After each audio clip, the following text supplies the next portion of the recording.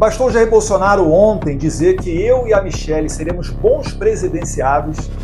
Quem seria o nome caso a sua inelegibilidade não seja revertida até 2026? O senhor citou alguns nomes, citou o nome dos seus filhos, Flávio Eduardo Bolsonaro, também da sua mulher Michelle Bolsonaro. Que hoje amanhecemos com mais um vazamento para a imprensa de um inquérito comandado por Alexandre de Moraes, nos relacionando com esse fantasioso golpe de 8 de janeiro de 2023. Essa investigação sobre suposto golpe não ocorre no juizado de primeira instância, mas sim na Suprema Corte, sob o comando do ministro Alexandre de Moraes. E não precisa ser um gênio para saber que eu não vou ter direito à ampla defesa, e isso também não caminha sob um devido processo legal. Basta ver que o general de 4 estrelas Braga Neto está preso por causa da delação premiada do Mauro Cid, e o seu advogado não teve acesso a essa delação para saber do que ele vai defender o seu cliente. Detalhe, Braga Neto, que concorreu a vice-presidente na chapa de Jair Bolsonaro na eleição de 2022 e foi preso por interferir na investigação após a investigação já ter sido concluída. Entendeu? A investigação já acabou, a Polícia Federal já fez o relatório final. Mas mesmo assim, mesmo após isso tudo, prenderam Braga Neto, alegando que um ano antes da sua prisão, ele estava numa trama para assassinar a autoridade. E como toda essa investigação em processo está no STF, não há a possibilidade de apelar para outro tribunal acima. Não há o duplo grau de jurisdição. E sim, esse ministro Alexandre de Moraes é o mesmo que baniu a Rede X e congelou ativos da Starlink, mesmo que a Starlink não tivesse nada a ver com essa disputa. Moraes é o mesmo juiz que disse que queria me pegar, conforme artigos do jornalista Glenn Greenwald, vencedor do Pulitzer, que teve acesso ao WhatsApp de assessores do Moraes. Sobre esse caso, o homem mais poderoso do Brasil se limitou a dizer que estava apenas seguindo as leis. E ele segue sendo o juiz do caso. Aliás, juiz, acusador e suposta vítima de toda essa loucura. É a chamada lawfare, o ativismo judicial bem conhecido por Donald Trump. Eu costumo até dizer que o Brasil e os Estados Unidos eles sofrem do mesmo vírus. A diferença é que aqui nós temos menos anticorpos. Nesse sistema, Alexandre de Moraes ele criminaliza a oposição. Lula endossa toda essa narrativa, dizendo que é para preservar a democracia. E assim, eles ficam com um caminho livre para se perpetuarem no poder. Os Estados Unidos, agora com o presidente Trump, e todos os países livres do mundo não deveriam reconhecer eleições onde a oposição não possa concorrer e onde não haja liberdade de expressão. Se isso não for feito, mais e mais narcoditaduras como a da Venezuela nascerão. Pois como vimos com Maria Corina Machado, inelegível pelo TSE da Venezuela, essa é a nova tática dos ditadores para ir para as eleições sem concorrência. Ressalto que no Brasil, Jair Bolsonaro lidera as pesquisas de intenção de voto.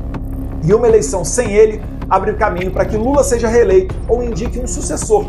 Poderia ser até um poste. Falando especificamente agora sobre Estados Unidos da América, eu me dirijo ao presidente Donald J. Trump. Pessoa que o establishment brasileiro odeia, pois está sendo claro que ele não continuará usando o dinheiro do pagador de impostos americano para financiar a censura, tal qual a atual embaixadora dos Estados Unidos no Brasil, Elizabeth Bagley, fez, por exemplo, dando R$170 mil para a instituição de Felipe Neto, pessoa que chama os Estados Unidos de país imperialista e genocida, além de hastear a bandeira americana ao lado da bandeira LGBT. Isso sem contar a ajuda do governo Biden para os Sleep Giants e do USAID para outras ações. É necessário que os Estados Unidos resgatem a sua tradição de exportadores de liberdade e virem esta página sombria da sua história também diante da comunidade internacional. É urgente retirar a atual embaixadora do Brasil e drenar esse pântano. Estamos falando aqui do país que é a metade da América do Sul em termos de população, território e PIB. Se o Brasil virar uma Venezuela e 25% da população brasileira tiver que sair do Brasil, igual aconteceu pela Venezuela, a gente está falando de mais de 50 milhões de pessoas. Isso faria com que a diáspora venezuelana, que já é a maior crise migratória de toda a história da América Latina, virasse um conto de fadas, perto do que seria a brasileira. Hoje, presidente Trump, eu e minha família, nós estamos vivendo um momento de baixa, semelhante a agosto de 2021, quando eu visitei o senhor no seu escritório em Nova York, o senhor gentilmente recebeu a minha família. Eu fiz até um post recentemente falando sobre a importância da humildade e relacionando isso a essa visita ao senhor, fato que muito me orgulha. Atualmente, querem nos transformar em leprosos no Brasil. Quando Alexandre de Moraes, contando com a conivência de Lula, não permite que Jair Bolsonaro vá para a sua posse, eles querem passar o recado de que nem o homem mais poderoso do mundo pode detê-los. Eleição sem oposição não é democracia, é ditadura. Quando meu pai, líder das pesquisas, sai nas ruas, todos param para rapidamente formar uma multidão, se aglomerar e pedir uma foto. Assim como o senhor. Pouco importa o que a velha imprensa diga, a realidade se impõe. O povo ama vocês, porque vocês são líderes natos, não são políticos padrão que pensam 1000 vezes antes de falar, com medo do politicamente correto, cancelamento ou lawfare.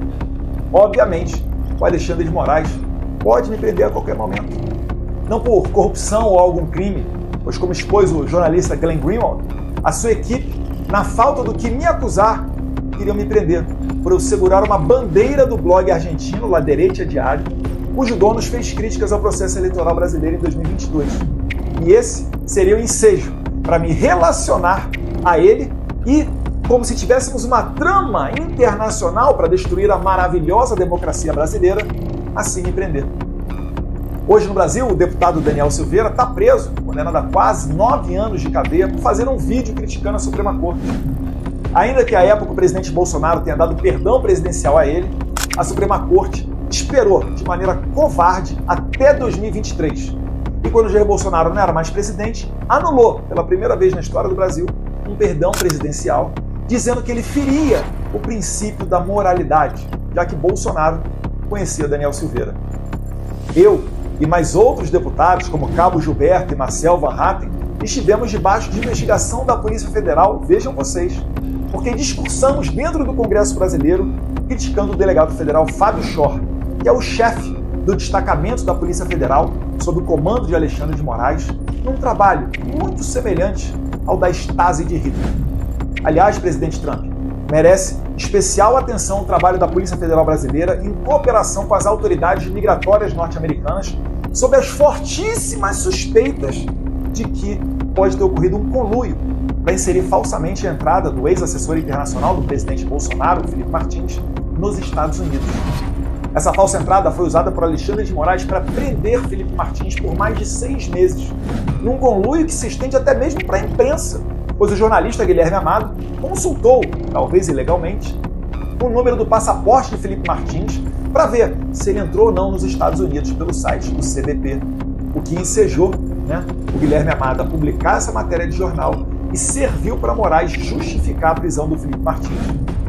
Eu gostaria aqui de fazer vídeos criticando o aumento dos impostos do governo Lula, inclusive já gastou mais do que Bolsonaro durante a pandemia, ou na questão do governo ter cogitado estender o prazo de validade das carnes e dos alimentos, enquanto os artistas recebem 16 bilhões de reais via Lei Rouanet para ignorar os recordes de incêndio da Amazônia ou o recorde de mortes de índios e anomames.